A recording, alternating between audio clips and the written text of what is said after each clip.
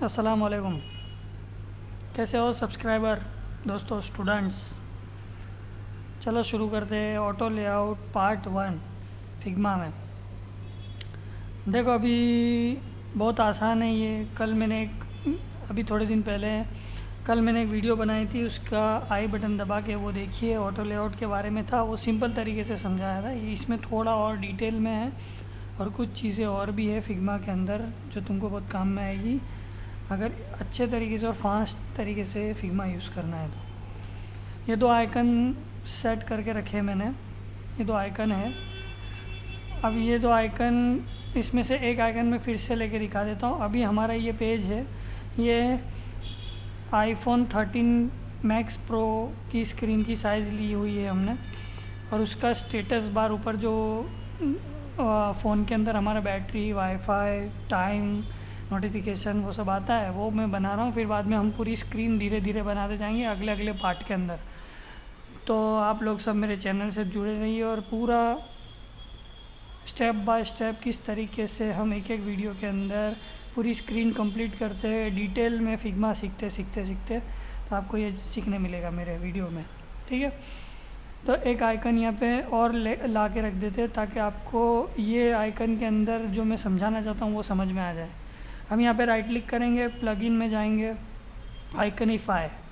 ये आप कम्युनिटी के अंदर से डाउनलोड कर सकते हैं, इंस्टॉल कर सकते हैं। ये आ गया। अब मैं यहाँ पे लिख देता हूँ व्हाट्सअप।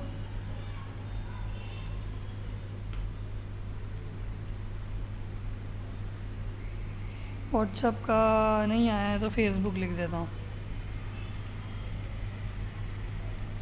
अभी फेसबुक का एक आइकन आ गया है, तो अब मैं ये वाला आइकन ड्रैग एंड ड्रॉप कर लेता हूँ यहाँ से।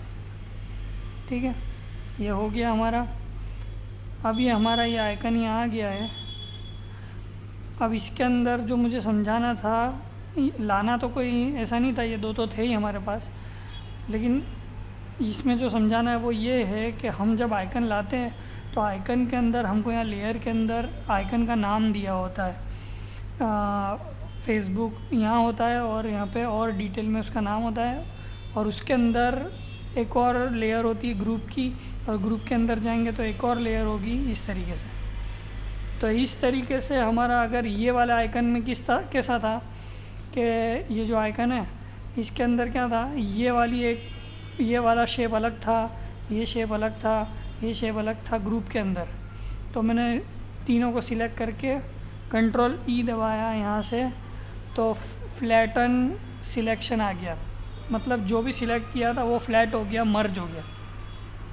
ठीक है, तो ये एक बात समझानी थी, लेकिन अभी हमने जो आइकन लिया है ना वो पहले से एक सिंगल आइकन है। हम इसके सब ग्रुप हटा देते हैं, ग्रुप हटा देते हैं।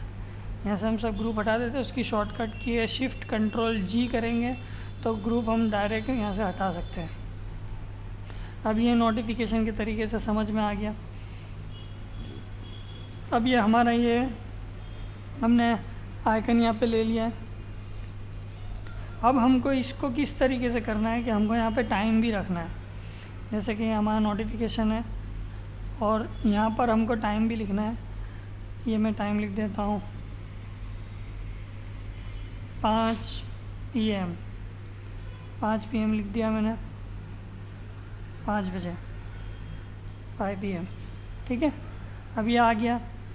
थोड़ी गैप होती है यहाँ से। देखो डिज़ाइन के अंदर जो सबसे इम्पोर्टेंट चीज़ है वो ये है कि हमारा अलाइनमेंट और स्पेसिंग, पैडिंग ये एकदम अच्छा होना चाहिए। मतलब अभी मैं ये ले लूँगा, अब यहाँ इतनी स्पेस दिख रही है, यहाँ पे स्पेस दिख रही है, लेकिन मैं ये तीनों को एकदम, ये दोनों को यहाँ टच कर देता हूँ, इसको थोड़ा यहाँ ऊपर कर देता हूँ क्योंकि ये अच्छा नहीं लगेगा। मोबाइल में आप कभी ध्यान से गौर करो, ऑब्ज़र्व करोगे तो सारी चीज़ें एकदम परफेक्ट अलाइन की गई होगी, तब वो डिज़ाइन UI एकदम परफेक्ट लगती है एकदम। देखो अब यहाँ पे जैसे ये आइकन्स है सब छोटे छोटे छोटे कैसे लाइन में एकदम परफेक्ट स्पेस के साथ अरेंज किए हुए हैं। फिर यहाँ पे X Y W H ये सब कैसा एकदम परफेक्ट सिस्टमेटिक तरीके से अरेंज किया हुआ है। स्पेस सबकी बराबर है, कलर सबका ठीक है, और यहाँ पे गैप एकदम सबकी बराबर है, सब एकदम यहाँ पे जो मार्जिन दिख रही है, जो स्पेस दिख रहा है वो एकदम परफेक्ट है। तो इसी तरीके से कोई भी डिज़ाइन को अच्छा, कोई भी यूआई को अच्छा बनाना है हमको, तो हमारा जो स्पेसिंग है वो एकदम परफेक्ट होना चाहिए। तो अभी हम यहाँ से उसके लिए आसान तरीके दिए हुए हैं।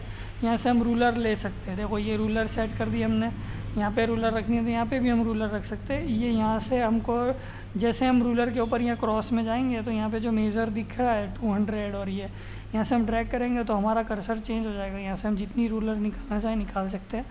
इसी तरीके से यहाँ पे भी, और ज़्यादा रूलर आ गई है तो हम यहाँ से उसको डिलीट भी कर सकते हैं। सिलेक्ट करने के बाद ब्लू हो जाएगी, जैसे क्लिक करेंगे तो ब्लू हो जाएगी और फिर यहाँ से हम डिलीट कर देंगे। ठीक है, अब मैं ये वाली रूलर डिलीट कर देता हूँ। अब मुझे करना क्या है, जो मैं सिखाने जा रहा हूँ वो ये है कि मुझे ये और ये पूरे को एक ऑटो लेआउट में करना है, परफेक्ट अरेंज के साथ, कि कभी भी मेरे को स्पेस और कुछ ऐसा सेटिंग करना हो तो आसानी से हो जाए। तो मैं ये दोनों को सिलेक्ट कर लूँगा पहले, यहाँ दोनों आ गया। अब मैं यहाँ पे ऑटो लेआउट कर दूँगा तो देखो दोनों एक में हो गया, ये दोनों एक हो गया। ऑटो लेआउट की शॉर्टकट की है शिफ्ट ए। जैसे मैं शिफ्ट ए दबाता हूँ तो यहाँ कुछ एक हरकत हुई, एक चीज़ हुई, वो क्या है मालूम है? देखो वापस कंट्रोल Z किया मैंने। अब मैं जैसे शिफ्ट ए दबाऊँगा तो ये वाला आइकन है ना, बैटरी वाला, ऊपर हो जाएगा। ये ऊपर चला गया। वो क्यों ऊपर चला गया, उसका रीज़न ये है कि हमारा ये जो ऑटो लेआउट है यहाँ से, उसका यहाँ कॉर्नर में, ये हमको देखो राइट साइड में ऑटो लेआउट का इसका सेटिंग दिया है। यहाँ से हम जैसे इस पर क्लिक करेंगे ना तो यहाँ पर ये ब्लू कलर का हमको शेप दिया हुआ है। ये हमको ये बता रहा है कि हमारा जो ऑब्जेक्ट्स है वो सब ये कॉर्नर की तरफ अट्रैक्ट करेगा। तो हमको सेंटर में इसको सिलेक्ट करके सेंटर में यहाँ पे क्लिक कर देना है। तो देखो ये ठीक हो गया, अलाइनमेंट इसका सब सेंटर में आ गया, ऑटोमेटिक सेंटर में आ गया। ठीक है, तो ये एक हमारा हो गया। अब हमारा ये है, ये दोनों को ले लिया मैंने। अब ये दोनों को लेने के बाद मैं फिर से शिफ्ट ए दबाता हूँ। तो जैसे ही मैंने शिफ्ट ए दबाया तो वैसे उसी तरीके से ये 5 भी ऊपर चला गया। अब ये वही प्रोसेस है, सेम टू सेम। देखो दोनों ऑटो लेआउट की जानने का तरीका आसान ये है कि हम यहाँ पे देखेंगे तो लेयर के अंदर हमको 2 लाइंस पोस्ट टाइप की दिख जाएगी, उसका मतलब है ऑटो लेआउट ऑन हो गया है।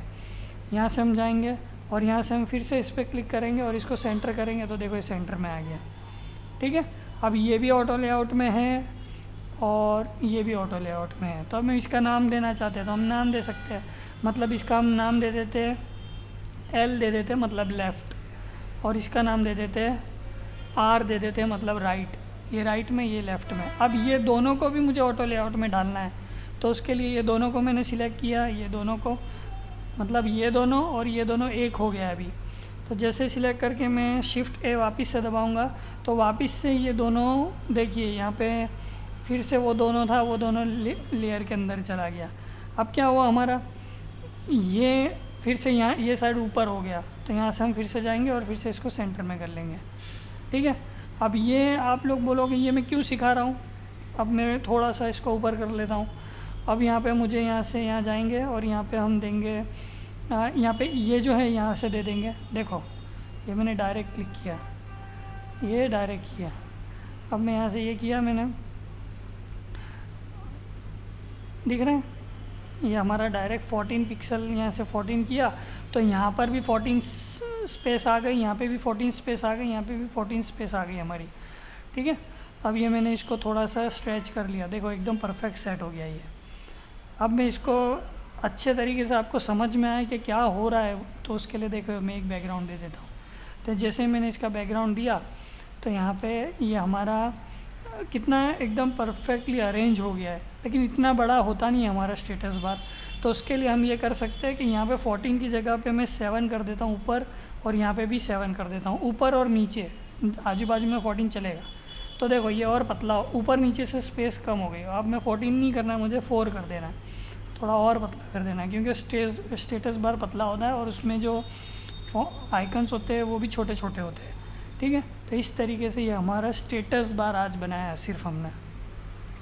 अगर हमको यहाँ पे कलर करना है तो हम यहाँ जाएंगे और यहाँ पे जाने के बाद हम यहाँ से इसको सिलेक्ट करेंगे और यहाँ से हम देखो, क्योंकि ये अभी हमने क्या किया, 2 बार क्लिक किया ना तो हम L वाले के अंदर है, L वाली लेयर सिलेक्ट है। और L वाले को मुझे यहाँ पे ब्लू कलर कर देना है एग्जाम्पल के लिए, तो ये ब्लू कलर का मैंने कर दिया। लेकिन मुझे सिर्फ ये इसका ब्लू करना था और इसको टाइम को मुझे ग्रे रहने देना है। तो मैं 2 बार और क्लिक उसके ऊपर करूँगा तो हम टाइम के अंदर जहाँ पे हमारा ओरिजिनल टाइम टी लिखा हुआ था वहाँ पे हम चलेगा और अब हम इसको थोड़ा सा ग्रे कर देंगे। देखो, मतलब ये मैंने इसलिए बताया कि किसी को एडिट करना हो अंदर जाके तो एडिट कर सकता है। इसी तरीके से हम इसकी साइज़ भी कम कर सकते हैं जिस तरीके से कलर एडिट किया। ठीक है, तो ये था ऑटो लेआउट पार्ट 1। मतलब हम ऐप यूआई बना रहे हैं आईफोन की, यूँ समझ लीजिए। और अब उसके अंदर हम आगे का नेक्स्ट सीखेंगे दूसरी वीडियो में। आगे स्टेप बाय स्टेप हमको समझ में आएगा। अब मैं जैसे जैसे ये स्क्रीन बनाऊंगा उसके अंदर मैं ये सब चीज़ें कवर करता जाऊंगा।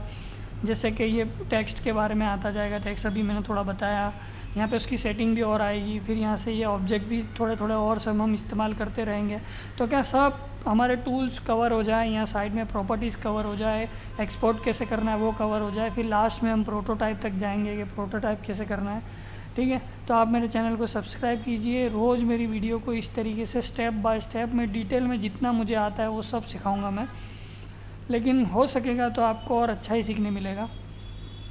तो आप दुआ में याद रखिए और कुछ कमेंट कीजिए, कोई क्वेश्चन है तो। अस्सलाम वालेकुम।